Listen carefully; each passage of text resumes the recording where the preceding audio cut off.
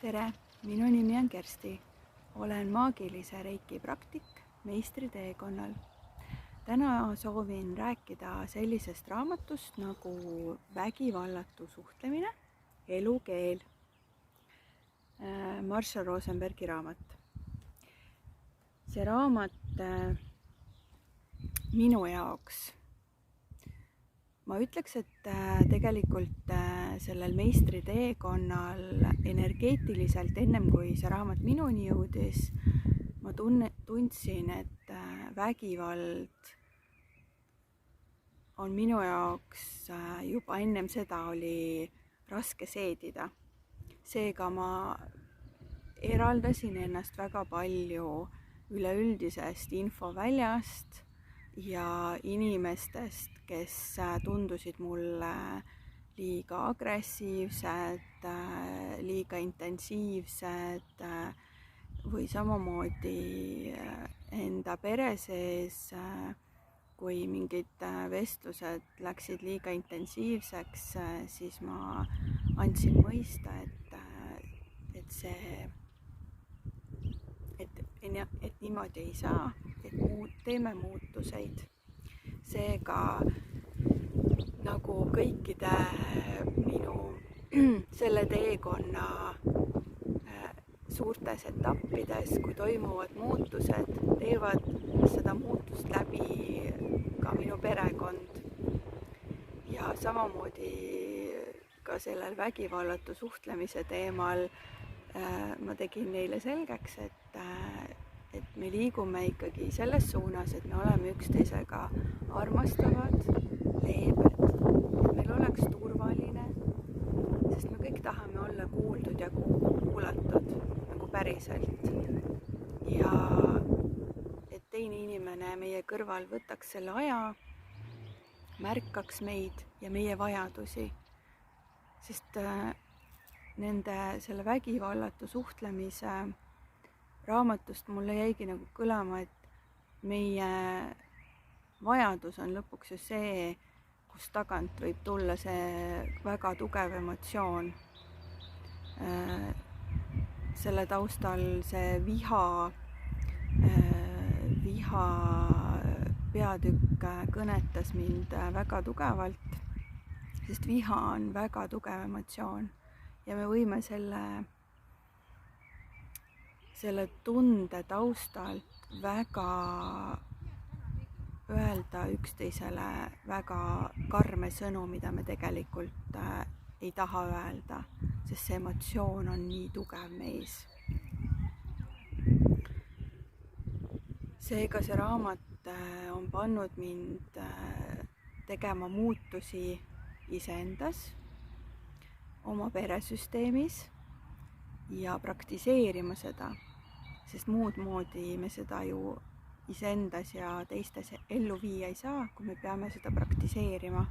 Ja alguses tundus see keeruline, kuid mida aeg edasi, seda rohkem ma näen, et ma leian iseendas seda viisi, kuidas jõuda teisteni, kuidas kuulata teist inimest, kuidas iseennast kuulata ja oma vajadusi nii-öelda samamoodi näidata, oma vajadusi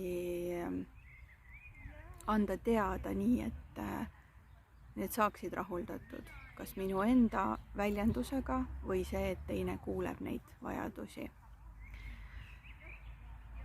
Seega ma arvan, et meistriteekonnal olles või üleüldse reiki teekonnal olles meist igaüks tegelikult ühel hetkel jõuab sellisesse punkti, kus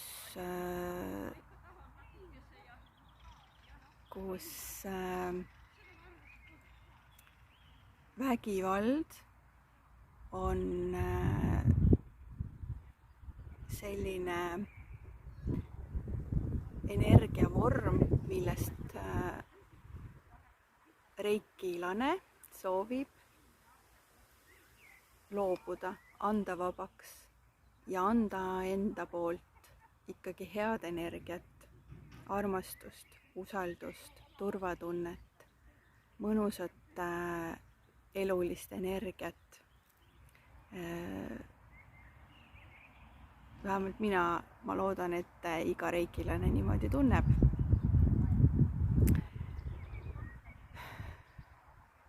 Mina tunnen küll nii, et mida rohkem ma annan endast seda armastuse energiat, seda rohkem ma saan seda tagasi. Inimesed minu ümber on seda siiramad, samamoodi armastusküllamad, usaldavamad, suhtlusaltimad, kui ma pakun iseendas sedasama energiat. Nemad näevad seda ja pakuvad seda vastu ja ma arvan, et see on nii vägivallatu suhtlemise kui armastuse keel, et see on kõik ja see reiki energia, üleüldse energia ongi kõik omavahel seotud, et mida rohkem sa seda endast välja annad, seda rohkem see kõik peegeldub sulle tagasi.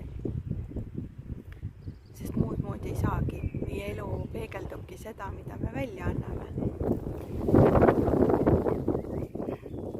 Seega ma loodan, et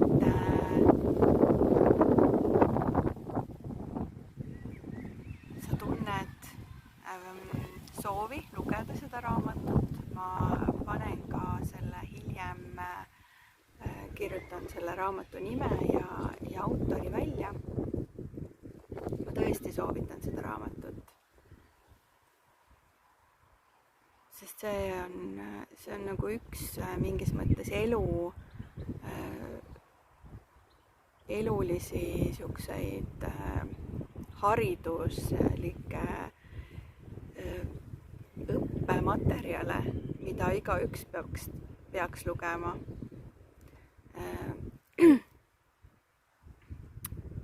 Ja seda ma arvan, et tegelikult mina isiklikult arvan, et see peaks olema osa meie laste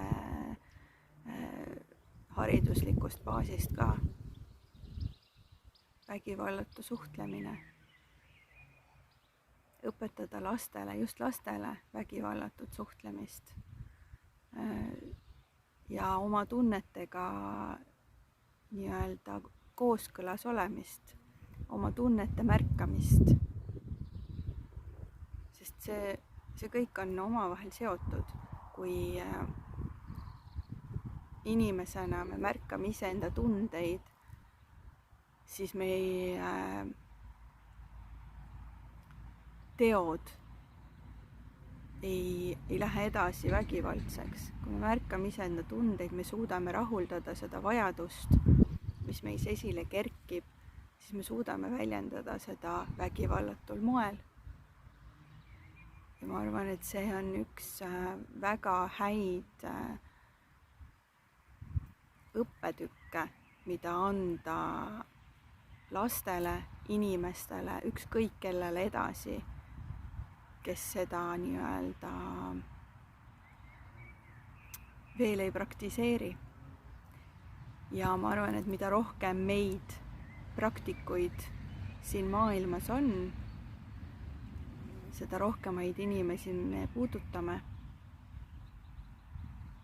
Ja see ongi tegelikult ainult praktikas. Praktiseerime, sest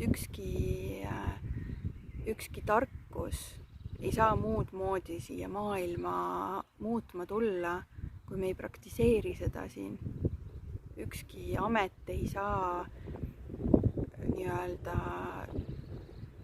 ükskõik milline trenn või haridus, mida me paberi pealt teeme, ei saa muutuda ennem reaalseks, kui me praktiseerime ja teeme seda füüsiliselt. Nii et toome vägivallatu suhtlemise praktikasse ja näeme, kuidas see muudab maailma, sest see muudab maailma. Head praktiseerimist teile kõigile. Aitäh, õnnistused, namaste!